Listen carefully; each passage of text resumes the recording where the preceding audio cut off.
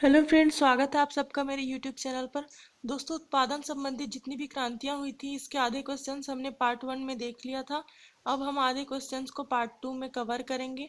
दोस्तों, अगर आप ये वीडियो देख रहे हैं तो पार्ट 1 भी ज़रूर देखें ताकि क्रांति संबंधित कोई भी क्वेश्चंस आपसे छूटने ना पाए, क्योंकि इस तरह के क्वेश्चन बहुत ही इंपॉर्टेंट होते हैं और किसी भी एग्जाम में ज़रूर पूछे जाते हैं। तो इस वीडियो को आप फालतू समझकर स्किप ना करें और पूरी की पीडी वीडियो को ज़रूर देखें और साथ ही अपने फ्रेंड्स को भी शेयर ज़रूर करें। तो चलिए दोस्तों, वीडियो को स्टार्ट करते हैं। दोस्तों, सुनहरी क्रांति कल हमने देख लिया था। आज हम पढ़ेंगे विटीकल्चर के बारे में। दोस्तों, विटीकल्चर अंगूर उत्पादन से संबंधित है। मतलब इस क्रांति को अंगूर उत्पादन में किस तरह से वृद्धि की जाए, इसके लिए इस क्रांति को किया गया था।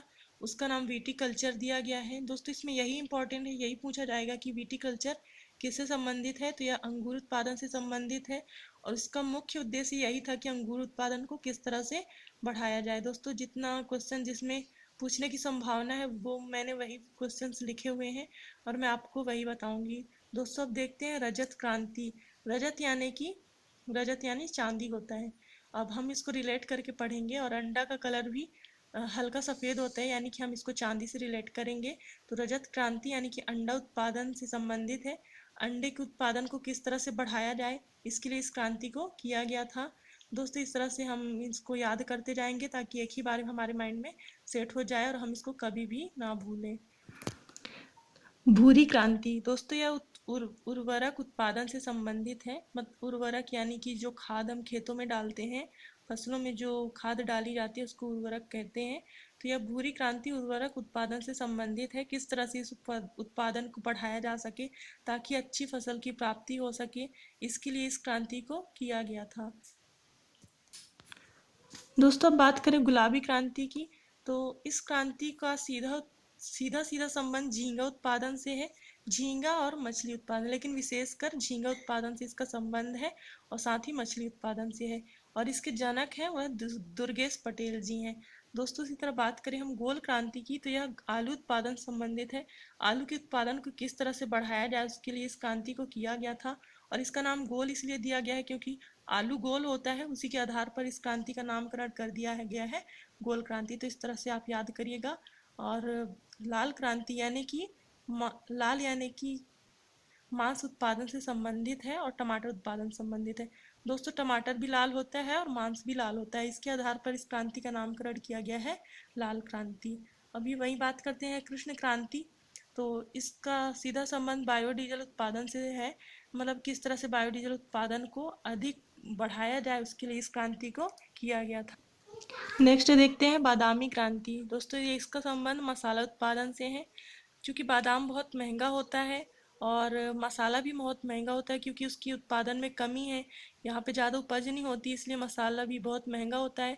तो इस तरह से इसकी उत्पादन को किस तरह से बढ़ाया जाए कि मसाला की जो भी समस्याएं हैं वो दूर हो जाए, इसलिए इस क्रांति को किया गया था। उसी के आधार पर इसका नामकरण भी किया गया था बादामी क्रांति। अब दोस्तों देखें अमृत क्रांति। यह नदी जोड़ो परियोजना से संबंधित है।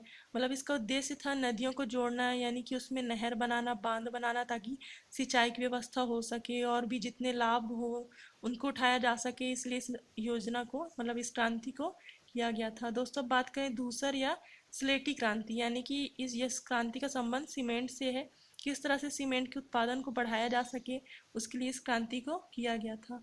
दोस्तों, बात करें सनराइज या सूर्योदय क्रांति। ये इलेक्ट्रॉनिक उद्योगों के विकास हेतु किया गया था। मतलब किस तरह से उद्योगों का विकास किया जाए उसके लिए सूर्योदय क्रांति की गई थी और इसको इंग्लिश में सनराइज भी कहते हैं। अब दोस्तों देखें गंगा क्रांति। इस क्रांति का संबंध भ्रष्टाचार के खिलाफ सदाचार पैदा करने के लिए किया गया था और इसके जो जनक थे वे राजेंद्र सिंह थे, यानी कि राजेंद्र सिंह द्वारा इस क्रांति को बढ़ाया गया था और इस क्रांति को किया गया था। गंगा यानी कि पवित्र, गंगा नदी एक पवित्र नदी है। इसका उद्देश्य था कि भ्रष्टाचार को दूर करना, यानी कि पवित्रता लाना। इस तरह से हम इसको याद रखेंगे। और दोस्तों, आपको पता होगा राजेंद्र सिंह को वाटर मैन ऑफ इंडिया कहा जाता है। इसको आप हमेशा याद रखें, राजेंद्र सिंह को वाटरमैन ऑफ इंडिया कहा जाता है। ठीक है दोस्तों, इन्होंने गंगा क्रांति को मतलब कि बढ़ावा दिया था, इसका समर्थन किया था। अभी हम देखें सदाबहार क्रांति। यह जैविक तकनीकी से संबंधित है। जैव तकनीकी में विकास हेतु इस क्रांति को किया गया था। दोस्तों वहीं हम बात करें सेफ्रॉन क्रांति की, तो यह केसर उत्पादन से संबंधित है। केसर हमारे भारत देश में एक ही राज्य में केसर का उत्पादन होता है, वो है जम्मू कश्मीर। और भारत में और कहीं पर भी केसर का उत्पादन नहीं होता है, और केसर बहुत ही महंगा होता है। मैंने फसल से संबंधित एक और वीडियो बना रखी है, प्लीज़ आप उससे भी देख लें, क्योंकि उससे भी संबंधित बहुत सारे क्वेश्चंस पूछे जाते हैं। तो इस तरह से सेफ्रॉन क्रांति केसर उत्पादन से संबंधित है। केसर के उत्पादन को किस तरह से बढ़ाया जाए, उसके लिए इस क्रांति को किया गया था। वहीं बात करें हम हरित सोना क्रांति, तो यह बांस उत्पादन से संबंधित है। इसको हरा सोना क्रांति भी कहा जाता है। अभी हम बात करें मूंग क्रांति, तो यह मोटे अनाजों के उत्पादन से संबंधित है। मोटे अनाज बोले तो जैसे चना हो गया, यानी कि जो दलहनी फसलें होती हैं उन्हें मोटे अनाज कहते हैं। तो उनके उत्पादन में किस तरह से वृद्धि की जा सके, उसके लिए इस क्रांति को किया गया था, जिसका नाम मूंग क्रांति दिया गया था। दोस्तों अब देखें परामनी क्रांति, तो यह भिंडी उत्पादन संबंधित है। भिंडी जो कि एक सब्जी है, इसके उत्पादन को किस तरह से बढ़ाया जाए, उसके लिए इस क्रांति को किया गया था। दोस्तों नेक्स्ट देखें तो ग्रीन गोल्ड क्रांति, यह चाय उत्पादन से संबंधित है।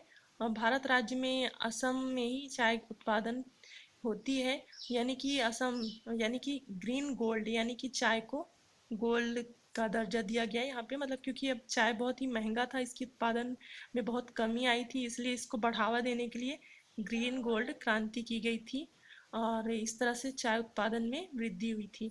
दोस्तों अब देखें वाइट गोल्ड क्रांति, यह कपास उत्पादन से संबंधित है। वाइट यानी सफ़ेद, और कपास भी सफ़ेद होता है, इस तरह से हम इसको याद रखेंगे। दोस्तों अभी हम देखें खाद्य श्रृंखला क्रांति, यानी कि इसका जो संबंध है वह भारतीय कृषकों की आमदनी को दुगना करने के लिए है। ये दोस्तों यह क्रांति करंट में चल रही है, ये तो बहुत ही ज़्यादा इंपॉर्टेंट है, इसको आप अच्छे से याद कर लें। मतलब यह करंट में चल रही है खाद्य श्रृंखला क्रांति, यानी कि आने वाले 2022 तक भारतीय कृषकों की आमदनी को दुगना करना